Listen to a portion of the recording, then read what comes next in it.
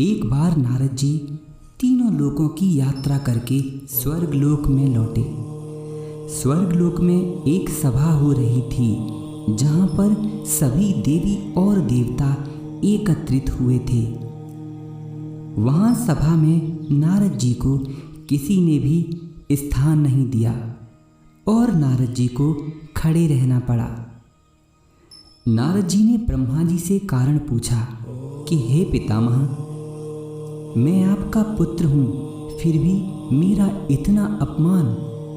ब्रह्मा जी ने बताया, नारद, तुम्हारे साथ जो व्यवहार हो रहा है उसका कारण ये है कि तुम्हारे कोई गुरु नहीं है।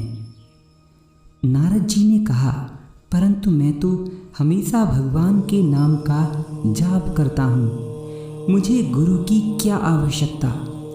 इतने में ब्रह्मा जी ने कहा, नारद, भगवान ही गुरु बनकर हर प्राणी का मार्गदर्शन करते हैं, इसीलिए बिना गुरु के मुक्ति नहीं हो सकती और न ही अच्छा सम्मान मिल सकता।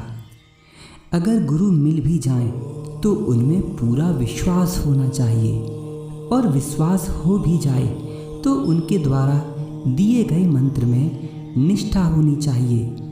अगर तुम में ये सब है तो तुम्हें सब चीज़ें स्वतः ही प्राप्त हो जाएंगी। अगर तुम परेशान हो तो समझ जाओ तुमने इनमें से कोई एक गलती जरूर की है। नारद जी ने ब्रह्मा जी से पूछा कि मैं किसको गुरु बनाऊं। ब्रह्मा जी ने कहा, नारद, धरती पर जाकर उत्तर दिशा की तरफ चले जाओ। नदी के किनारे जो व्यक्ति तुम्हें सबसे पहले दिखाई दे उसको ही तुम अपना गुरु मानना।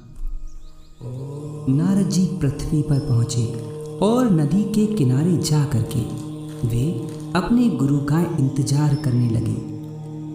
सामने ही एक मछुआरा दिखाई दिया। नारद जी मछुआरे के पास दौड़े और उन्हें प्रणाम करके कहा कि आप मेरे गुरु बन जाइए। मछुआरा बोला, मैं गुरु योग्य नहीं हूँ, मैंने खुद भी कभी किसी को गुरु दीक्षा नहीं दी और न ही मैंने कभी किसी गुरु से कोई दीक्षा ली है। मेरे पास देने को कोई गुरु मंत्र भी नहीं है। नारद जी को ब्रह्मा जी की बात याद थी कि चाहे जो भी हो गुरु उसको बनाने ही है।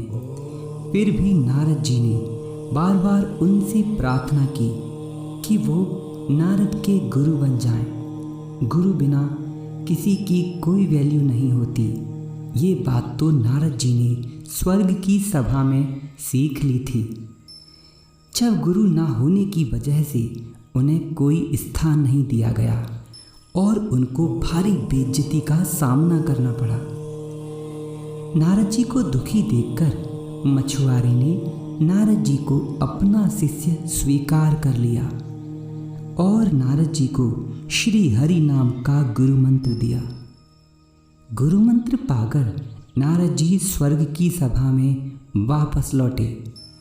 सभा में पहुंचते ही नारद जी का तेज व योगबल देखकर सारे देवी देवता हैरान रह गए और सभी ने नारद जी का पूरा सम्मान किया। इस बार नारद जी को उचित स्थान दिया गया। सभी लोगों ने नारद जी के गुरुदेव के दर्शन करने की प्रार्थना की। नारद जी दोबारा पृथ्वी पर वापस लौटे।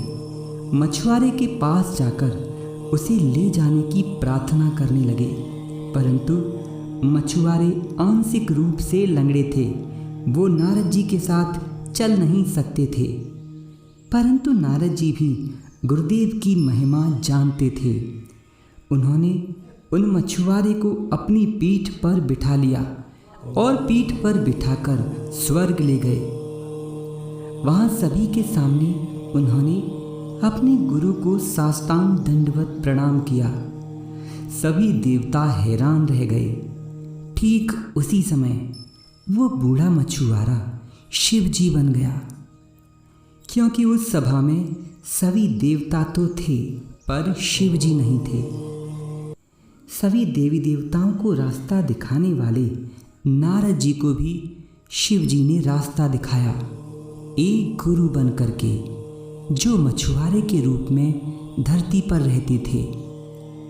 मित्रों, आप समझ रहे हैं ना, जो भी आपके गुरु हैं, जैसे भी हैं, वे कोई और नहीं, भगवान शिव हैं।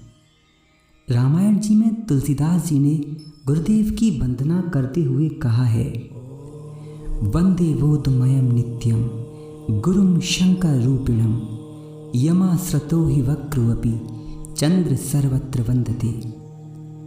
हालांकि मनुष्य में कितने भी दोष हों, लेकिन उसके पास अगर गुरु हैं तो वो व्यक्ति भी निर्दोष हो जाता है। आप भी इस बात को गांठ मार लीजिए कि अगर आप जीवन में सब तरफ से हार गए हैं, बहुत निराश हैं, अपने भाग्य से, तो एकमात्र आपके गुरु ही हैं जो आपको इन सभी कष्टों से छुड़ा सकते हैं। मनुष्य हो या देवता, गुरु के बिना सभी अधूरे हैं। इसीलिए अपने गुरु जी में विश्वास रखिए और गुरु जी ने जो गुरु मंत्र दिया है, निष्ठापूर्वक उसका जाप करिए। गुरु जी ही शिव जी हैं, ऐसा शिव जी ने गुरु गीता में 4 बार कहा है। मित्रों, अगर वीडियो अच्छा लगा हो तो इसे लाइक करना और अपने मित्रों में शेयर करना। अगली बार अगले वीडियो में फिर मुलाकात होगी। जय श्री राधे।